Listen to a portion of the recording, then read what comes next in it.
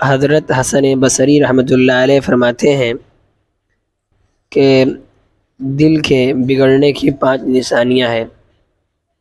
5 چیزوں سے دل بگڑ جاتے ہیں۔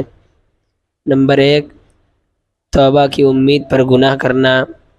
نمبر 2، علم سیکھنا اور عمل نہ کرنا۔ نمبر 3، اخلاص نہ ہونا۔ نمبر 4، رزق کھانا اور شکر نہ کرنا۔ نمبر 5، مردوں کو دفن کرنا اور عبرت نہ پکڑنا۔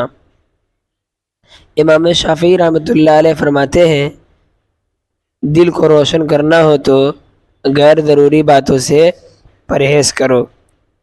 ایک حکیم نے اسی دل کے بارے میں کہا ہے کہ نادان لوگ دولت کے لیے دل کا چین لٹا دیتے ہیں اور دانش مند دل کے چین کی خاطر دولت لٹا دیتے ہیں۔ دوسرے حکیم کا کہنا ہے دوسروں کا دل جیتنے کے لیے اپنا دل جیتنا ضروری ہے۔ اگر تم نے اپنے دل پر قابو پا لیا تو دنیا تمہارے قبضے میں ہے۔ تیسرے حکیم کا خیال ہے کہ دل کالا ہو تو گورے منہ پر اترانا بے وقوفی ہے۔